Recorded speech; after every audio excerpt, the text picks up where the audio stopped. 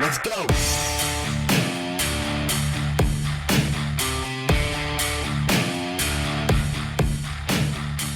Welcome everybody to another edition of Halftime Adjustments. Today is Wednesday, October 5th, and we didn't have our podcast yesterday because Mr. Colton over here went to the Rangers game and witnessed history. That's right. You witnessed Aaron Judge's 62nd home run? 62nd. Oh my goodness, what a great treat that you saw. You want to hear the crazy story about this? What happened? So I went to work in the office yesterday, and it's in Carrollton. And it's about, for those who don't know, that is about 30 to 45 minutes away from the ballpark without any traffic. Yeah. Okay. But there was stupid traffic going there because everybody wanted to see this. Right. So the game starts at 7:05. I park at like 6:58. Okay. So I'm trying to get into the gate, into the game, and the line is like wrapped around, like almost to the Street of Texas Live area. So I'm trying to get through. They're doing the national anthem that, we're still trying to move through. And the guy behind me, he's like, man, he's gonna hit the first. He said at the first at bat, Judge is hitting his home run. I can feel it. And I was like, don't say that, because we're still gonna get out here.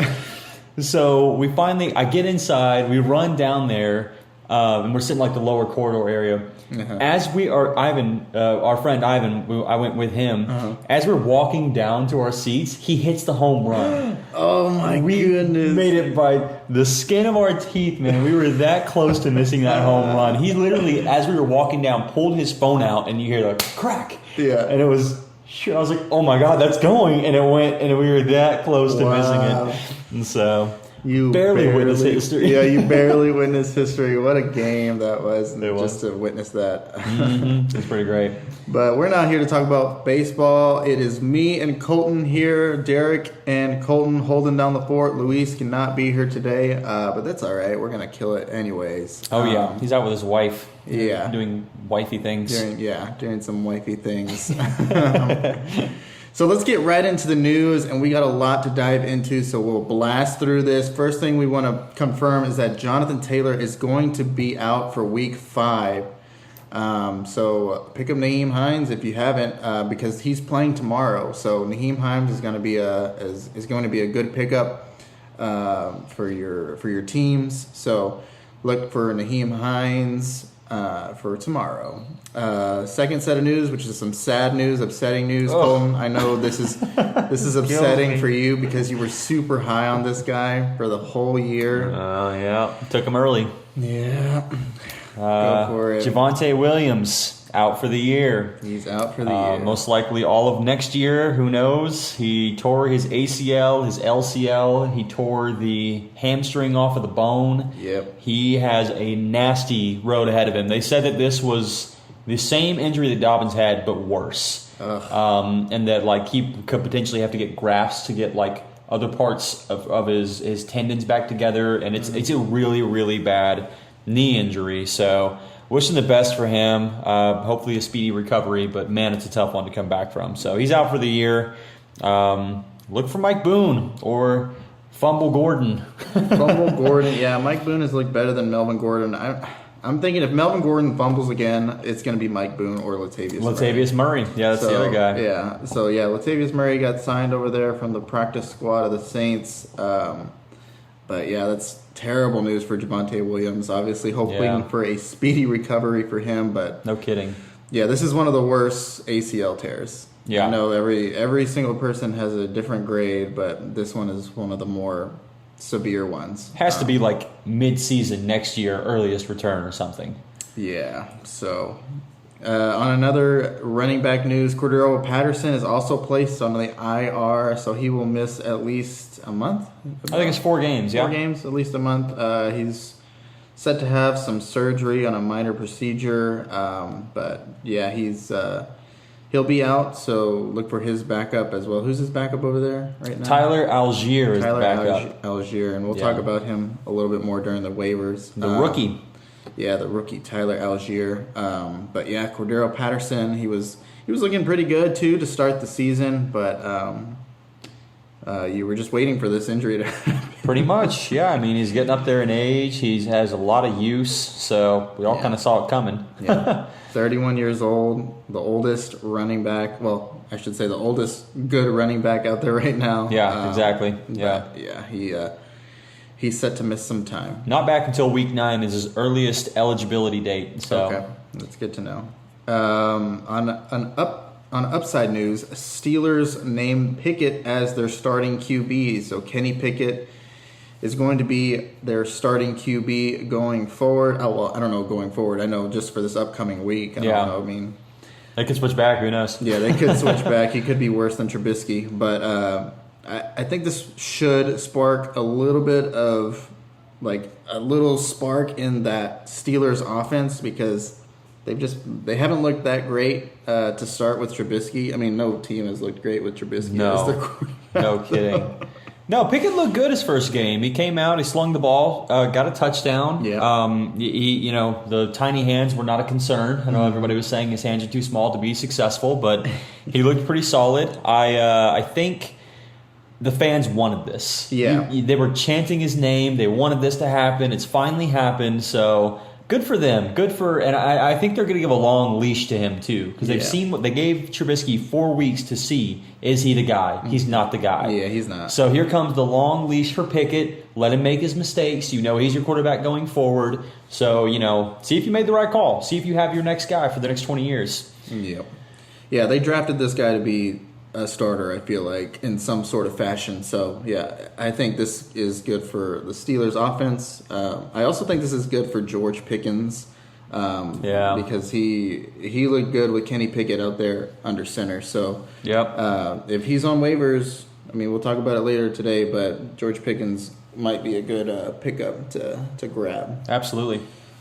On other news, Brian Robinson is set to make his return in Week 5. Well, I should say he's actually going to be practicing in Week 5. So it seems like he's going to come back and hopefully he can play actually in Week 5. I think this is some good news for him because he was looking really good in the preseason. So it's fantastic news for him. I mean, this is so good to hear. Getting shot twice, and one of them was in the knee. I mean, this is something that people thought he could be done for the year. Yeah. And he comes back after 4 weeks. Ron Rivera loves him, so if you're an Antonio Gibson owner, be scared. Yeah, I would be worried if you're, especially for this week too, because you're kind of in the question mark where you don't know if Brian Robinson is going to start or if he's going to miss out. So is he on a snap count? Are they giving him the full reins? But so this is the whole thing with Antonio Gibson. He's a converted running back. He was drafted as a wideout. Right. So a lot of people are saying, his days are limited. Ron Rivera loves him.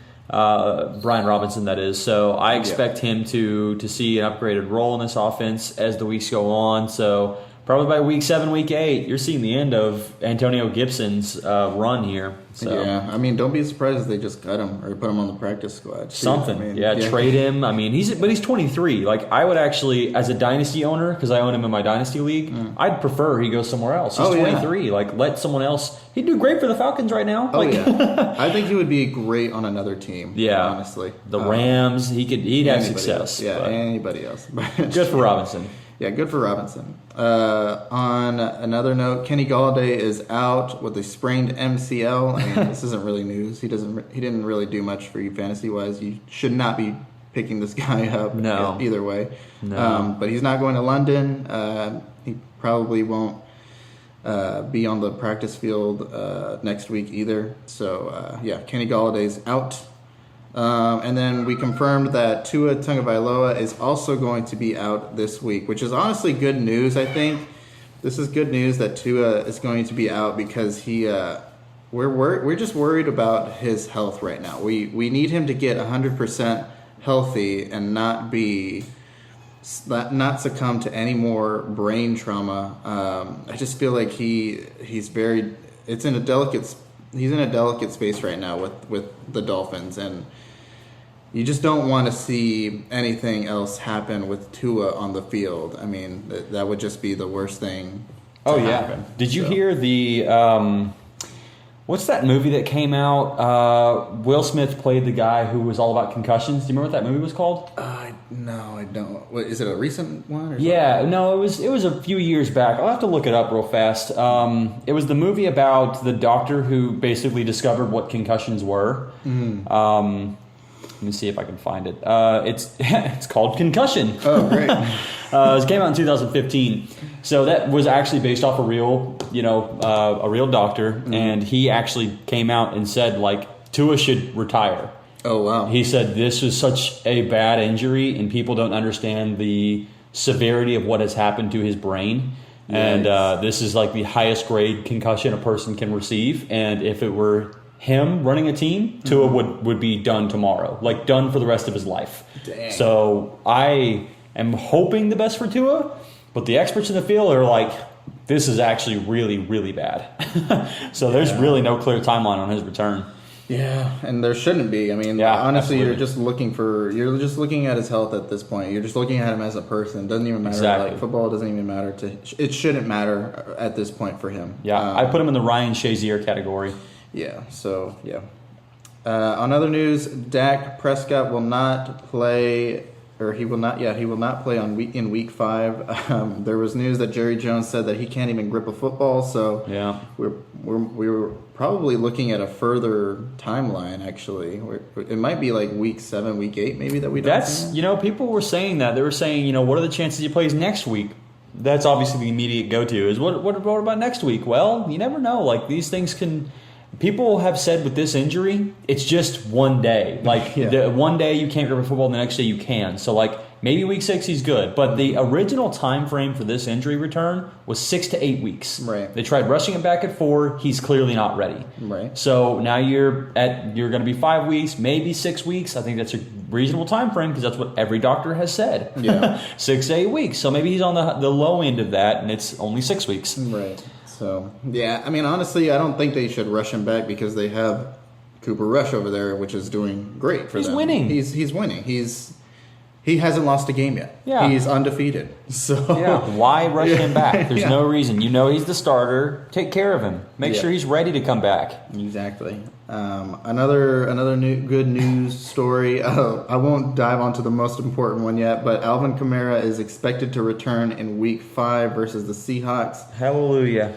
He hasn't been great, but maybe he'll be great this game against an easy Seahawks defense. I mean, the Seahawks they just let Jamal Williams run all over them, so maybe Alvin Kamara has a good bounce back week this week, but I mean, you haven't seen him do much recently, so. All right, on to the last and most important news topic. Tom Brady is going through a divorce right now. Oh. And so that is something you do not want to see with Tom Brady. It's a bummer. Have you followed any of this at all? Like why it's happening? Not really. Oh, so I just looked it up today when the news came out yesterday that they're hiring divorce lawyers. Yeah. And Giselle has come out and said since they've moved down to Tampa, he's become a completely different person. And most recently, this last when he was supposed to retire, apparently that retirement was okay, I'm retiring for my family. Right. And then he said, no, just kidding. And that put a lot of strife on their family. Right. And that's why he's refusing to quit. And, it's a bummer. That's so terrible. Honestly, it's terrible because he's out here just playing football like nothing. Yeah. It doesn't even matter to him. No kidding. What's it do at this point for you, man? You just ruined a 13-year marriage to play some football. Goodness. So all you single men out there, here's your chance. Go snag her. Go, she's got money too. So all the single men go out there for yourself. All right, that was the news for this week, and now we're going to go into a new segment, and we're going to talk about our early season surprises thus far. And we have a lot of surprises, things that we just didn't see coming, and things that are just totally abnormal. Shockers, big shockers. Just huge shockers. So I guess I'll start it off with the first one that we didn't see coming was just how terrible the tight ends were going to be this year. There's never been more of a emphasis on early tight end drafting this year. So, if you didn't grab a Kelsey or a Mark Andrews, and I mean, honestly, Mark Andrews only had like 3 points last week. Yeah, he had a really bad week last week. It's so inconsistent with tight ends this year. And so, like if you didn't grab one of those guys and basically Kelsey. Yeah, if you didn't just grab like a Kelsey, like you're pretty much screwed. I mean, tight ends have been just so scarce and so like undervalued, it seems like, and you don't know. It's so hard to predict what tight ends are going to go off what weeks because they're there to have two jobs. They're there to block and they're there to catch passes, and so it's hard to predict what weeks they're going to be block heavy on and what weeks they're going to be pass heavy on. So you just don't know what they're going to do week by week, and so that's the reason why it's so hard to predict which tight end is going to do great and which tight end is not going to do great before the year even starts. And so, but yeah, I mean, honestly, just tight ends in general are just kind of hard to look at. Besides Kelsey, there has been one guy who has been so incredibly consistent, and everybody sort of forgot about him. I know what you're going to say. I think even so far, he's not necessarily like recognized as one of the great tight ends in the game, but it's Dallas Goedert. Yep. Dallas Goedert has scored in PPR scoring 9, 13, 11, and 12. Yep. You're not getting ridiculous numbers out of him. You're not getting 25 or 35 like Hawkinson put up this week. Yep. But you're getting very, very steady production out of the tight end, which is what you look for in such a volatile production right now. Like, this is what you want. You don't have Kelsey. He was drafted in like the 9th round, though. He's a very, very low guy to produce what he's producing like this. Yes. So, but other than that, like, Kyle Pitts, total letdown. Zach Ertz, he's been okay. Hawkinson has been okay, but like he just had that one great game. One great game. David Njoku has been a disaster. Waller's been a disaster. Yeah. Who's the guy out of 49ers? What kind of thing? George Kittle. Yeah, George Kittle's been a disaster. Yeah. Like so far, yeah. Yeah, it's just horrible, man. It's been really bad. Yeah, all these guys that you drafted, especially. I mean, like Dawson Knox, even he hasn't had a great game. They paid him so much money just to do nothing. Yeah. I mean, it's been hard to watch for tight ends, and it's going to be harder to predict as well. I mean, I could say like one of the bright sides for tight ends was for me. I think Tyler Higbee is very undervalued right now. Yeah, I mean, in some cases he's even on waivers, and so. He has the most targets out of every tight end. He's been so targeted this year, which is what everybody expected last year with him. Yeah, and so this season it's been heavily Tyler Higbee, and that's kind of the guy that Matt Stafford looks at as his number 2 behind Cooper Kupp right now. And you thought it was going to be Allen Robinson, but it's actually Tyler Higbee. Another guy that was on waivers is Gerald Everett. He's also been consistent too, and it's just. It's one of those things where it's like these guys were on waivers, so that's why you go for the waiver pickup, because these guys are. This is not what you expected going into the season, but it's what's happening in the season. So, something really crazy on that you were sort of alluding to. Tyler Higbee received this past week. So Cooper Kupp, his main guy, received 19 targets this week. Right. 19. That is ridiculous. Yeah, that's crazy high. Tyler Higbee, 14 targets this week. Allen Robinson, 3. Oh, that's gross. 3 targets this week. They paid him all this money to join the team too. They paid Allen Robinson. He was my bold prediction to start. He's not going to do that this year. No. Very, very, very bad start to the year. Oh man, but just tight ends in general are just. Blech. It's been a very hard year. Another early season surprise that we've seen is the wide receiver production versus the running back production, and it just seems like running backs are just so scarce right now. And people that drafted like all the wide receivers that were going to be elite have gotten paid off quite gracefully. Really, like the top guys that you saw coming off the board: Christian McCaffrey, Joe Mixon, Austin Eckler. I mean, he did just have a great game, but been a letdown on the season so far. Yeah, he's been a letdown so far. I mean, all these guys that you drafted so high, like Dalvin Cook. I mean, the list goes on and on. Where like you drafted these guys to be your top running backs, and like they've just been a huge letdown, and it's so disappointing. And then on the flip coin, you see all these wide receivers that were drafted super high that are just being what they've been drafted to be, which is elite. And so like Cooper Kupp is number 1, Stephon Diggs, Justin Jefferson's up there still. Yeah. Tyreek Hill's still up there. I mean, all these guys, like even A.J. Brown, Cortland Sutton, all these guys. I mean, CeeDee Lamb is starting to find his rhythm. All these guys that you drafted to be elite wide receivers are paying off for you. And so, like, if you drafted one of these running backs to replace it, it's just...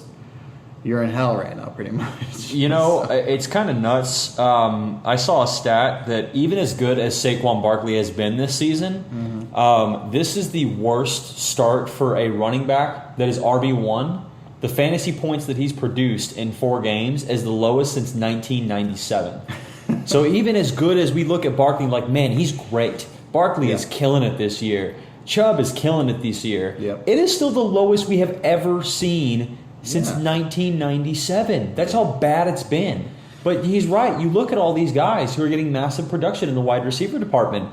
I mean, J-Jeff has looked phenomenal so far. And there have been, this is probably, and this is a perfect segue into like the next thing. We have never seen the zero RB strategy work so well. Right. It has just been phenomenally set up to where you could have taken, and the perfect example, the wide receiver, or one of the best running backs in the year this year is Miles Sanders. Yeah. The guy who said, "Don't draft me." Well, look at him. Jamal Williams is another guy who went off, right? Like he's having a great start to the season. This could have been like, had you set yourself up and you went Stephon Diggs, Justin Jefferson, I guess J-Jeff, Stephon Diggs, round 1 and 2, and then you followed up with Amon-Ra St. Brown, and you got that steal and that value, and then you followed up with Jamal Williams and Clyde Edwards-Helaire, and you somehow also got Miles Sanders. Miles Sanders. Yeah, Miles Sanders. You have like 3 of the top 10 running backs that you got at a stupid value while also getting the elite wide receiver production that everybody else is receiving. You're not hurting yourself in any position.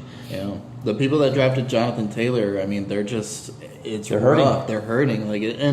It was such a sure call. Like, everybody knew that Jonathan Taylor was going to go first overall. Yeah. And so... same with McCaffrey last year. Yeah, same with McCaffrey last year. It's so hard. Like, I feel like now, looking back at the draft, it's so hard to draft 1 overall. At the 101. Just it's because... such a tough spot. You have to be right. Yeah, you have to be right. And it's so hard to go against the odds as well. So, like, if you wanted to, like, say...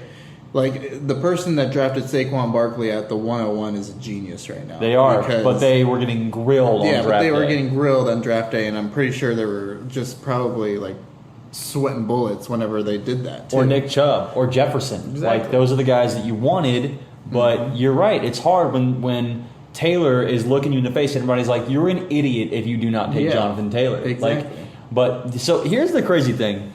When it comes to Jonathan Taylor... I actually sort of called this. I didn't call his complete failure the way it has been so far with the injuries. But since like 2000, I'd have to go look up the exact stat. But like since 2000, there's only been 2 running backs to have repeated as the running back 1 2 years in a row. Right. It doesn't exist. It doesn't happen. It never happens. And it was like LaDainian Tomlinson and Jamal Charles or something like that. Like 2 Hall of Fame running backs.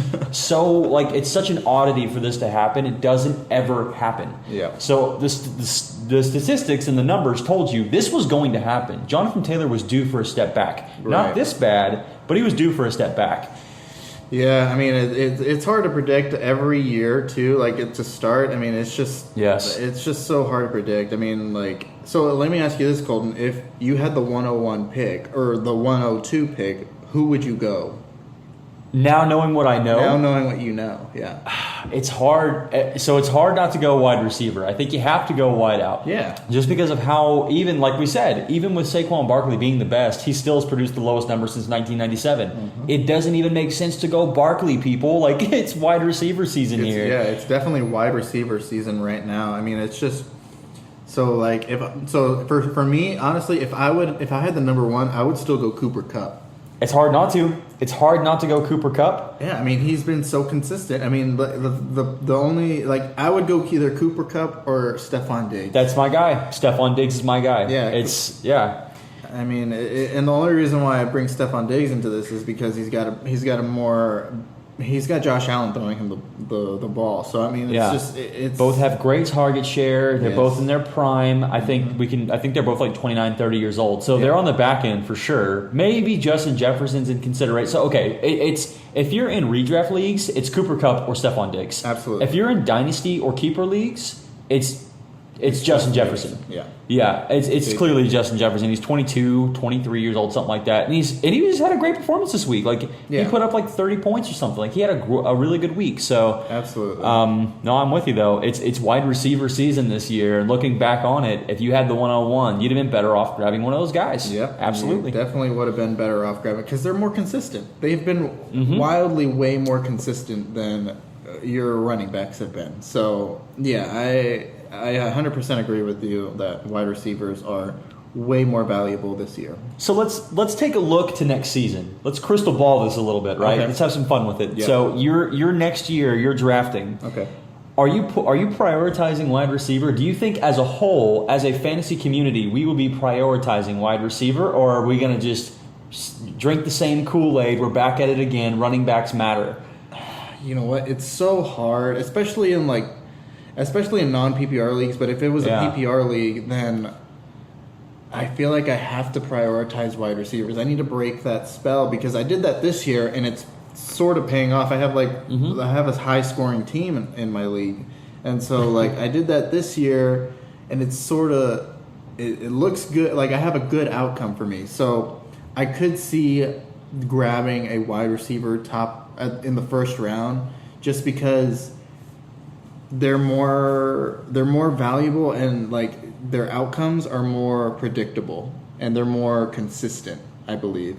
So even getting even Jamar Chase, who's been on the bottom half of that sort of tier, he's had at least 2 good games so far. I mean, that's one thing that you can trust. Whereas if you drafted Jonathan Taylor, he hasn't had really any good games so far. I mean, last week, he's been going downhill. Last week, he had 20 for 40 yards or something like that, which is nuts. That's crazy. And so, yeah, I think for me, I would definitely have to go. And it's so hard too because you're fed all this information about you have to get running back first. You have to just go robust running back first, and I understand why.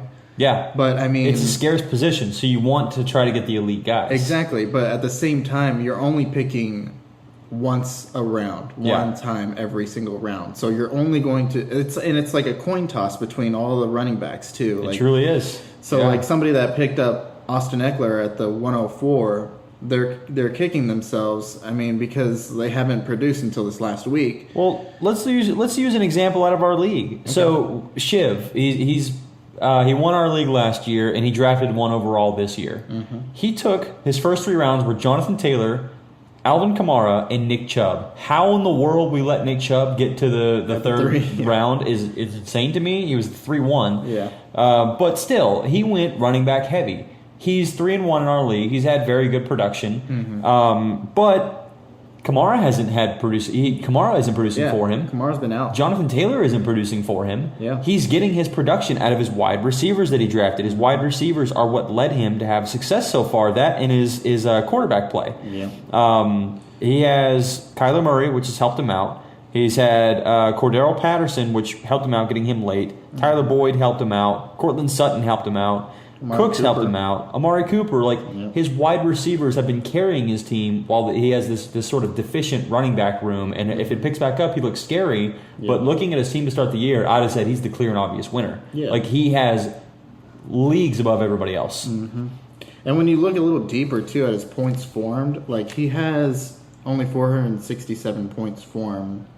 Whereas, a team like mine, I'm also in 7th place, keep in mind. But I've also had way more points allowed. So but Shiv has also had 467 points allowed, which is the second lowest in the league. The second lowest in the league. That matters. So that definitely matters. But if you look at points formed, you definitely want your team to produce higher points. So Yeah, I can imagine like looking forward, like going into the future. I'm not going to try to go for a running back just because of the fallout of every single running back that we've seen this year, and it's so important to snag up those early draft wide receivers that you know are going to do good, like a Cooper Kupp or like a Justin Jefferson or a Stephon Diggs or a Tyreek Hill even. Shoot, I mean, like it's so important to snag up one of those guys, I think,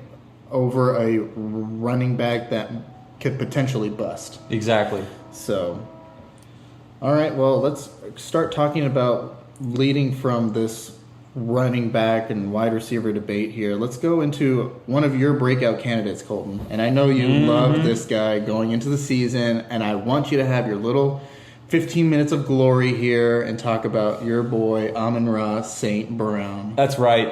Oh man, it feels so good when you're right. Let me tell you, it just feels so good when you're right. I love St. Brown in the offseason, and I had a lot of people that were like, you're crazy. Because I have him, before the season, I had him as my wide receiver 9. I was that high on him. And he was being drafted late, like 5th, 6th round in some leagues. And everybody was like, I don't see it. It's not going to happen. But I was like, nah, he's going to break out. This is his year. All signs point to it. And what I did is I graphed out his last 6 games where he had success and used it to predict out his whole season. And it was like a 1,500-yard season, crazy target share, 16 touchdowns, and we're seeing it. It's happening. Yeah. You called it, Colton. I will say that I did see Amon-Ra doing great, but not on the level that you saw him doing so great. So that was really one of the biggest surprises for me. Like, I did not think he was going to be a top 10 guy. Yeah. I thought he was going to be like on the level of where DJ Moore is or Metcalf is. Yeah, sort of the teens at best. Yeah, so I mean, like it's just it's crazy to see him producing these numbers. I mean, he is injured right now, but when he does play, I mean, man, and he's only 22. He's only 22. So young. Yeah, he can produce for you. If you're in dynasty leagues and you drafted him, you are loving life right now because he is going to produce for a long time. Yeah, I sold him in my dynasty league for Cooper Kupp. Oh, sorry, not Cooper Kupp. Nick Chubb. Okay. Yeah, I sold him. I don't know how I feel about it. I'm a little sad, but I paid to have the win this year, hopefully, and I gave up my long-term play for Amon-Ra St. Brown. Yeah. So we'll see if it pans out. He is trying to make a point he is going for blood. The whole league should be on notice for this guy. I mean, he is just out to get everyone and prove everyone wrong. He knows how many wide receivers were taken ahead of him. He knows their date of birth, their social securities. He knows everything about these guys. Yeah, I mean, hopefully he plays this week. I guess we should have covered this on the news, but I mean, he's questionable for this week. Still has that ankle bug.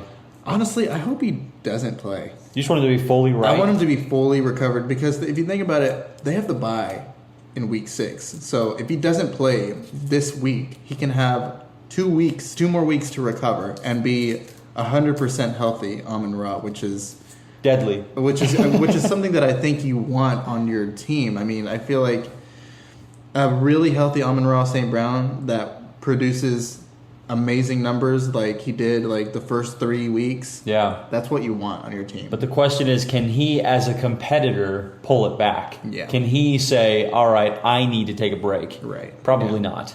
Because I know, like, for a fact, if he plays, you're going to start him. Like, you have to start him, I feel like. He's in a... Yeah, how can't you? Like, you have to. He's a must-start. So, yeah, I feel like you have to start Amon-Ra. Like, even, like, with the hesitation with injury, I mean, I just feel like he could have 3 touchdowns. There's not a lot of guys who can throw up 35 points for you, and he's one of them. Exactly. So, I mean, he's one of those guys where, I mean, honestly, Colton, you did a great job. I'm really happy about this for you. He is, he's looking like he's going towards elite level play. And so, like, I feel like if he can continue to produce like he did the first 3 weeks, he's going to look good going forward. He's the Cooper Kupp of last year. But he's this year's Cooper Kupp is what he is. Yeah. If you got him, you're probably winning your league because you got him at a freaking steal and you can't find 35-point production in many rounds and you found it in 6th. You're probably winning your league if you have him. Yeah, I mean, flashback to our draft. I stole Amon-Ra St. Brown 1 pick right before Colton Carley got Listen. And wait, it was round 6. You should have got him round 5. If you really wanted him that bad, you should have got him round 5. It was round 6. But who did I take in round 5? I'm just curious to know. Let's look here. Travis Etienne. Oh, man. I'm hating that one. We're looking back at your draft pick. Oh, that's a rough one right there. Travis. Could have had St. Brown. Could have had St. Brown on your But team. again, you know what I did? I was stupid and I prioritized running back. Exactly. I made the mistake. You sure did. You prioritized running back there. I made the mistake there. Man. Well, is he a keeper for you? Do you think if you were in a keeper league and you had 3 people to keep, would he be one of them? No question in my mind. Yeah. He's absolutely a keeper. He's only 22. Mm-hmm. I mean, yeah, you're seeing his ceiling for sure. Right. But he's going to have a great target share. Mm-hmm. We're seeing it. They're one of the best offenses this year. Okay. I just don't see how and this is they don't even have Williams back yet, the Alabama wide receiver. Right. So you're seeing no Swift, no Amon-Ra St. Brown. You're finally seeing Hawkinson break out. Their offensive line improved. Jared Goff has every piece around him for success. Mm-hmm. Jeff Okudah on the defense broke out. Hutchinson's breaking out. You have all your Rodrigo Martinez. Mm-hmm. He's their linebacker on the defense, 6th-round pick this year. He's breaking out. Left and right. Anywhere you look, there's a breakout star on that team. Yeah. And they're not even healthy. Yeah. And they're still putting up 35 points a game. They're the number 1 offense in football. Absolutely, you keep this guy. I mean, I will say that the Detroit Lions, they are the 32nd team in points allowed. Every team that's gone up against them has scored a stupid amount of points. So I feel like, you know what, if you see a Detroit Lions game, somebody's playing them that you need to go off, you got to play them against the Detroit Lions. Absolutely. It's going to be a shootout. Yeah, every Detroit Lions game is a shootout so far. But you know what? You can buy defense. If they go out and spend the money that they have, because they have a ton of it, because all their guys are very young, you go out and you buy a defense, you buy another offensive lineman, maybe you buy DeAndre Swift some health. I don't know how you pull that off, but they need to do it. And you have a solid team put together, and they're true contenders, which only helps St. Brown's position. So, I don't care who I have on my roster. He's a guy that I would keep. Okay, well, let me ask you this then. Okay. So this is my position right now. So I currently have Saquon Barkley, Cooper Kupp, and Debo Samuel. As your keepers? They're on my team. Oh, so man. I have a tough decision to make at the end of the season. And I also have Amon-Ra St. Brown on there. So I have 4 of the top guys right now. But I can only keep 3 people. I'm going to help you out as somebody who's done keeper for 3 years now. Here's what you do. And it's actually going to hurt me to help to give you this advice, but I'm going to give you the advice. Okay. Well, you're also giving advice to all the listeners as well. Yeah. So you're helping everybody out. This will help everybody. If you're in a keeper format, what you need to do is you started the season 1-3. You're not doing so hot to start the season. Trade deadline is, I believe, November 15th in this league. Okay. You need to evaluate whenever you get to that point how you're doing. Whenever you realize you're still not doing hot, because, by the way, only the top 4 teams make it in playoff in ours. So you only have 4 slots to make it. And if there's a guy who's 6-1, then that's a locked up position. You only have 3 now. So if you look at your spot and you're not doing so hot, what you do is you take out of those 4 guys, the one you find the least attractive, you go sell him to one of the top contending teams who's willing to pay a higher pick to go for it this year. That way you've gained capital for next draft. And you don't have to make that hard decision. You remove the hard decision entirely. Yeah. That's what you do. Okay. That's how you should play that. If you are a contender, then what you need to do is go all in on the season. The way I have found fantasy keeper leagues to go is you're either in or you're out. Okay. The in-between teams get caught in the in-between, and they never get out of it. So if I were you, I'd go trade my 1st, my 2nd, my 3rd round pick to go get a ton of amazing players on my roster and go all in on the season. Gotcha. Once you find that you have enough pieces and you're just missing 1 or 2 here.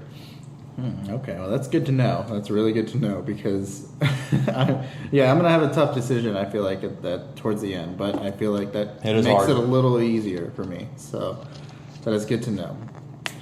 Well, that was our early season surprises. segment, and we will move on to our main segment, which is King of the Hill. I'm doing terrible at this. I am too. Don't worry. I'm in the same boat as you. We never hit right. And you know what? Last week, I was going to say a dart throw with Austin Eckler. Were you? I was actually on the fence about it. Man. I was really on the fence about, man, should I go Austin Eckler? I feel like he's due for something. Yeah. But here we are. I didn't say it. He's top of the board. And now he's on the top of the board. You know what? If I would have said it, he wouldn't have done it. Yeah, it would have been terrible. He would have torn his hammy and been out for the season. He wouldn't have done it. But yeah, our King of the Hills for this week. Luis is not here, but we will say his King of the Hill. We picked some guys for him. So Yeah, we'll we start picked off some with the guys. currents. You have Austin Eckler and Justin Jefferson They're again. on top. Justin Jefferson is on top again. And you know what? I said him 2 weeks ago, and of course he went off this week. So Yeah, exactly. I need to get my weeks right. So I'm just going to start. I should have gone back to see what you selected last week and just pick them this week. I'm going to do that one week, and we're going to see if it works. Exactly. So Colton, we'll start off with you with your Prince of the Hill for running back. Prince of the Hill. To me, it's the obvious one. It's Nick Chubb. Yeah, He's got a favorable matchup. That's what I picked last week. Yeah. Hey, there we go. I'm in great shape then. This is great. That's what I picked last week. Okay, I got a lock. There it is. Yeah, you know what? Nick Chubb, yeah, he's a good pick, I feel like. Yeah. Not a whole lot needs to be said here. He's one of the best and most consistent running backs in the league, and they're using the hell out of him, and I love that. It's easy to go with Nick Chubb. I went with him last week. I mean, so obviously he's going to go off this week. And he still had a really good week last week. He had a pretty He did good have a great performance. week last week. He just needs to find the end zone a little more. He's getting around 100 yards every week, but he's just either not finding the end zone or finding it one time. Yes. I need that 3 touchdown performance out of him again, is what I need this week. Please, Chubb. Yeah, if he could catch, you know what? If he could catch more passes, he would be a stud. Oh my gosh, no He kidding. would be amazing. And he's still, you know what? He's got Kareem Hunt over there too, which is crazy. He's still producing like this. it's so and he's doing it crazy. with like 17 carries. It's Yeah. not like he's getting 31 carries a game. He's getting 17 and still having this production. It's insane. Crazy. Just It's wild. Insane. But yeah, Nick Chubb for you. That's a good pick. I mean, they're going up against the Chargers, and Damian Pierce just destroyed them over there. So And they yeah. just lost Joey Bosa. He Joey completely Bosa. tore his groin. He's out for 9 games or something. He's gone for a long time. That's crazy. So yeah, that defensive line just got a little bit weaker. They're going to wear down a little bit as Chubb just continues to pound through them. Yeah. 17 straight times. Yep. All right. Who is your running up the hill for running back? I'm going to go with a little bit of a controversial one here. It's going to be Nyheim Hines. Nyheim Hines. Yeah, the Jonathan Taylor replacement, the offense has been stagnant. I think this is just where you lulled them to sleep. You've completely lulled whoever you're going to asleep, and you go, all right, boom, breakout game. Nyheim Hines kills it. You know what? If Nyheim Hines kills it and Jonathan Taylor's been doing bad, do you think we see a switch in The running split, back or a split? You might see the split because Jonathan Taylor's on his rookie deal. He hasn't been given the big money yet. Yeah. So Ooh, maybe man. we see a little bit of a split here until JT earns it back. Man, that would be so interesting to see. It would be. If Nyheim Hines goes off and Jonathan Taylor hasn't been able to do anything really. Oh boy, that would be insane. Jeez. I'd love to see it. He needs to get off his high horse. He just expects it to happen. All right, I will go ahead and say Luis's Prince of the Hill for running back, and we went ahead and chose Dalvin Cook for him. I mean, Suck it, Luis. we're not sabotaging him at all. I mean, you know I- what? It'd be crazy yeah. if he actually got King of the Hill. Oh, Luis, you hit on this. I'm gonna be so mad if Luis wins again because he's already ahead. He's already up by one. He was already up by one, and we pick another guy for him. Dalvin man. Cook is going up against the Chicago Bears. Oh no! I didn't even see that. Yeah, they're going up against the Bears. I mean, honestly, we did get a good pick for him. I mean, Dalvin Cook looked good in last week's game. He didn't score that touchdown. I mean, Alexander Madison did, but I mean, he's coming off of that shoulder injury. Oh, it's so- the big injury. The one he scored crazy on last year. And then for his running up the hill, we sort of sabotaged him a little bit. We went. He doesn't get it that good. Yeah, he doesn't get it that good. We went ahead and chose Fumble Gordon over there with the Denver Broncos for him. Melvin Gordon as his. You know what? That's not a bad pick. It's horrible. Javonte Williams just went down. Come on, you got to look at it from that way, right? Mike Boone's gonna out-touch him this game. Melvin Gordon's gonna fumble his first carry out for the rest of the game. They just cut him immediately on the spot. You're done. You're done. All right. For my Prince of the Hill this week, I went ahead and went with my guy, Saquon Barkley. Luis chose him last week, but I'm choosing him this week. So I'm going to take him next week. Exactly. He's due for a touchdown. He hasn't had a touchdown. No kidding. He hasn't had a touchdown since week 1, and so he is due for multiple touchdowns. I'm predicting 2 touchdowns for him this week. Really? That big of a day? I think he's going to have 2 touchdowns this upcoming week against the Green Bay Packers over in London. He had so much opportunity, but Daniel Jones ran him in that freaking play where they break off to the right and Jones would cut. They just go back left and walk it into the end zone. It's like, Derric, give one to Barkley, please. Exactly. You want to see one of those. And you know what? It's going to happen this week. It's going to happen twice. Daniel Jones got 2 of them. Now Barkley's going to get 2. That's right. We'll see. And then for my running up the hill, I went ahead and chose Dameon Pierce. I think it's his time. I think now it clearly is. We are seeing elite level production from Dameon Pierce. He's looked good. He's had over 15 points the last 2 weeks, and it's just must start. He's looking like a must start. Going up against the Jacksonville Jaguars, I mean, that's not too hard of a matchup either. You could probably see this one getting out of hand a little bit, but I just really like Dameon Pierce going forward.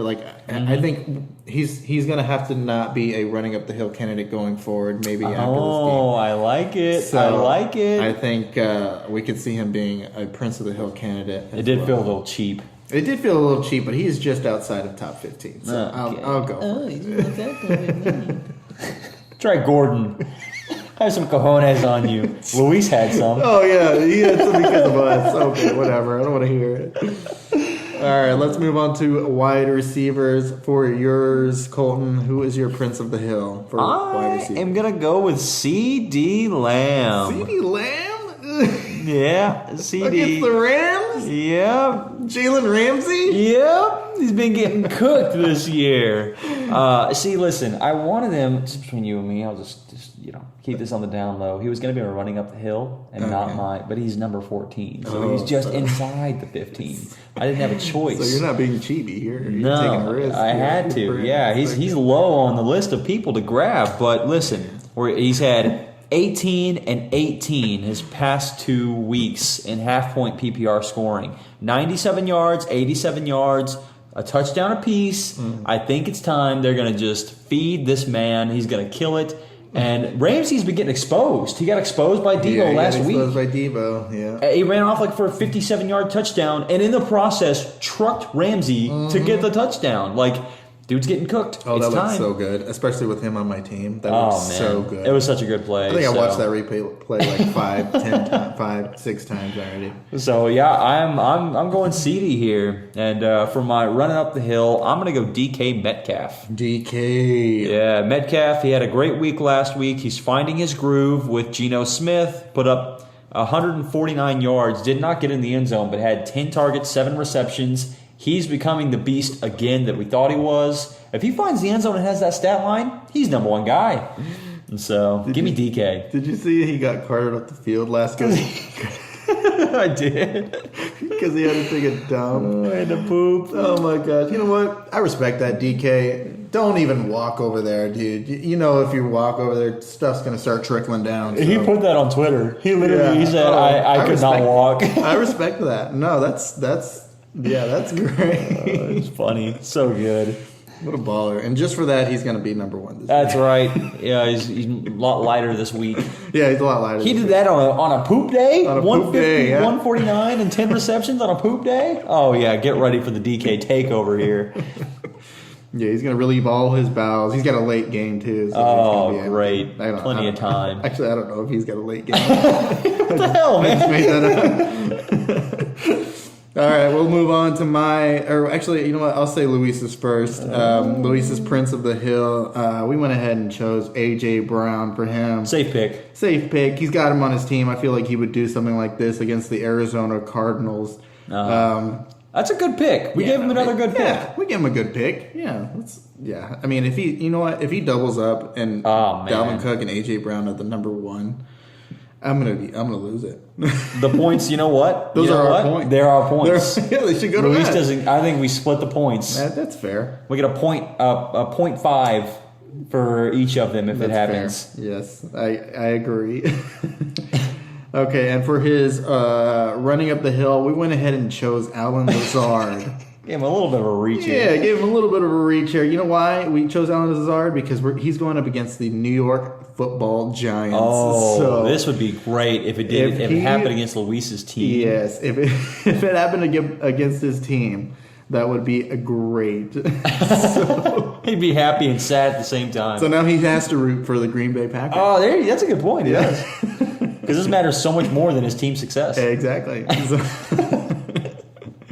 All right, for my Prince of the Hill for wide receivers, I went ahead and chose your pick from last week, Colton. I'm going with Deebo Samuel. Deebo. He is finding his stride now with Jimmy Garoppolo over there. I saw it this week. Oh, it looked so good. I did. And you know who he's going up against this week? He's going up against the Carolina Panthers. Ooh. It's such an easy matchup for him this week. Now, hold on. I'm going with the matchups over here. Hold on. You say it's an easy matchup, but J.C. Horn's been playing great. No, J.C. he Horn has hasn't. been playing good. I thought he was out. J.C. Horn? Yeah, I thought he's been out. No. Are you thinking of somebody else? J.C. Horn was out last year, wasn't he? I thought he was out this year.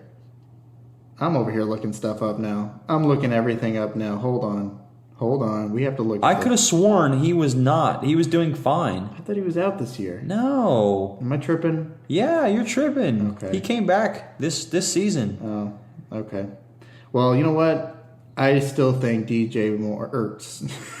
DJ Moore. Oh, Yeah, you're thinking about that's your new guy. You get DJ Moore now. I'm over here thinking of other people. Deebo Samuel still is going to have a great game. So I don't care about J.C. Horn. He played last year. He had 6 tackles. Did not get the interceptions. They haven't been there for him yet. But, I think they're coming.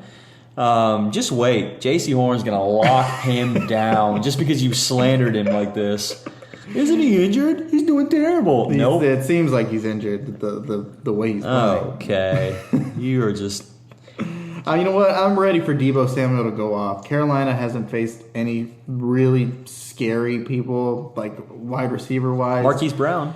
Didn't they verse Brown? Yeah, he did. And he tore him up, too. He did tear him up. But, Chris Olave?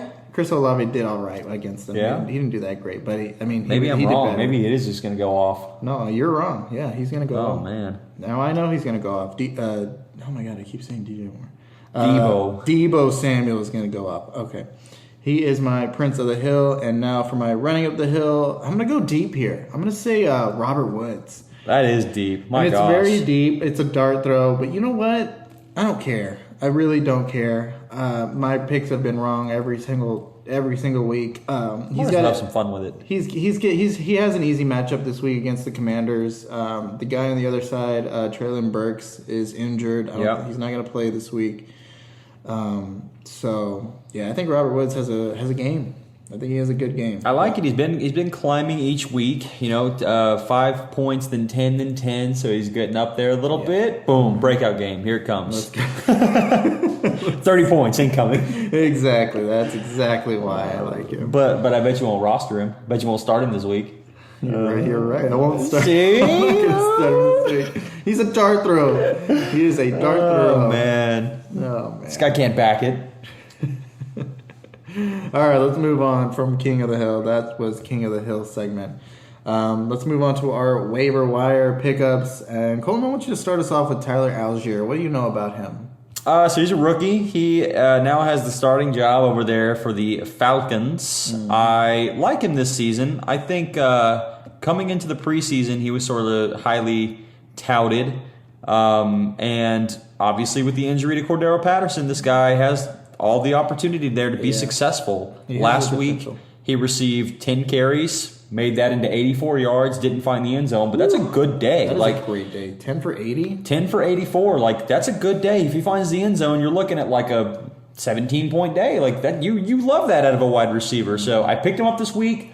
I back it. I think he's going to be really good, and he's going to utilize this time well within that team. Just as Cordero Patterson found the holes, I think he finds them too. Yeah, here's the thing about the Falcons, and the thing you like to see is that they run the ball. Oh my gosh, they run the ball like crazy. And this is so upsetting for Kyle Pitts owners because he's a great blocker. Yeah. They're going to make him put on 35, 40 more pounds and they're going to convert him into a left tackle at this point. Yeah. That's crazy. I mean, obviously he's got a tough matchup this week against the Bucks, but I mean, going forward, Cordero Patterson's going to be out for a while. Yeah, at least 4. I mean, week 9 is when he's coming back. So you have 5, 6, 7, 8 to really, mix it up there. San Francisco, Cincinnati, Carolina. There's some opportunity there. Absolutely. Even if this week, and I don't call this week a win for them. They have a lot of the Tampa Bay Buccaneers have a lot of discomfort in that locker room right now. There's a lot of division in that locker room. Yeah. Tom Brady's also sort of injured right now. He's got some messed up fingers on his throwing hand. Yeah. So I'm not calling this a total Atlanta Falcons loss here. They might be able to make something happen. Is this your bold prediction? Are the Falcons going to beat the? You know what? Yeah, I'm calling it. Falcons beat the Bucks. All right, Colton, you heard it here first. Colton is taking the Falcons over the Bucks. If he loses, that's $100 to me. Oh my God! A piece. You heard it here first. Confirmed on the Halftime Adjustments podcast. Give a pig a pancake. Jeez. Yeah, they just to confirm, the Falcons are the 4th most. Wait, sorry. Am I looking at this wrong? Great stats. I'm looking at this. You're killing it. The Falcons have the 4th highest rushing yards, so they have 168 rushing yards. But I mean, 8 yards a carry for Tyler Algier so far. So yeah, that's what I like to see. Don't sleep on him. So don't sleep on him. Oh, and just to add to your point, for the Falcons versus the Bucks, Tom Brady's also going through a divorce. So exactly, there's so much going. Oh, and Cole Beasley retired. Oh yeah, Cole Beasley. Yeah, the one of the greats on the Bucks locker. Their best receiver. Jesus. All right, let's talk about one of our other guys, Nyheim Hines. If you haven't snagged him yet, you have to go grab him at least for this week. He's playing tomorrow, so I mean, you have to grab him. If he's still on waivers, you can just add him real quick. But yeah, I mean, going up against the Denver Broncos, it's not too hard of a matchup. So. It's a very favorable matchup. They've been awful this year. Yeah. Although their defense has been stout, now that I think about it. Yeah, so. The defense hasn't been too bad, but I mean, still with that level of production that he's going to get, I mean, Matt Ryan's not slinging the rock like he used to. No. So, yeah, I think Nyheim Hines he's a good play. I mean, he's a safe play if you want at least more than 6 points, maybe. Jesus, what a low bar. Would you like more than 6 points? Put Nyheim Hines in for 7. What? He could get 6 or he can get 30 points. There's no in between with him? There's no in between, I feel like. I feel like it's one or the other. So. Well, he's been running up the hill for a reason. Yeah, this guy's going to do good this week. He has a high boom potential. I can see it. Yeah. And then who's this last guy called? Mike Boone, the backup for Denver Broncos. You like him over Fumble Gordon, don't you? And Latavius Murray. Mike Boone, in his one basically outing this week when the injury happened, he received 3 attempts, 20 yards. That's pretty good. That's freaking good. You take that. So I think you give this guy some opportunity. He's going to show out. He's going to use it. So obviously a lot of vacancies in that locker room right now. Melvin Gordon was only receiving about 30% of the workload. Yeah. So now he can't take on the whole thing. He fumbles too much and he's too old. Latavius Murray, he's been good, but the Saints put him on practice squad for a reason. He clearly hasn't been efficient. Yeah. Give it to the young stud. Let Boone have his shot. They're going to. And even if he only gets a few shots, I think he's going to shine and continue to climb here. Yeah. Yeah. I mean, shoot, who else are they going to give it to? Fumble Gordon's going to fumble in the first quarter, and they're going to have to give it to him. So yeah. Yeah, I can see that. So, yeah. Do you have any more waivers? Is that it? That's it. Yeah, it's a really running back heavy week this week. I think wide receivers are starting to get locked up more and more. So this is your opportunity to go. If you snag one of these guys, especially Algier or Boone, there's a lot of potential. Naeem Hines is maybe a 1 week guy. But Algier and Boone, there's a lot of potential there. I think those are your guys to target and prioritize. And if you're on Fab, I spent $20 on Boone this morning. Woo! I reached for him. I really reached for him. So did you see who the next highest guy was? Yeah, like $6. I could have definitely got him for so much cheaper, and I'm okay spending that much money though because I was a Javonte Williams owner, so I wanted to have the backup production. Yeah, that's true. Well, if there's no more waivers, I think that will do it for us today on the Halftime Adjustments podcast. I want to thank everybody for joining us. Feel free to send us messages on Twitter at halftime_ADJ. We are also on Spotify and Apple Podcasts. So thank you guys for another great week, and we'll see you guys next week.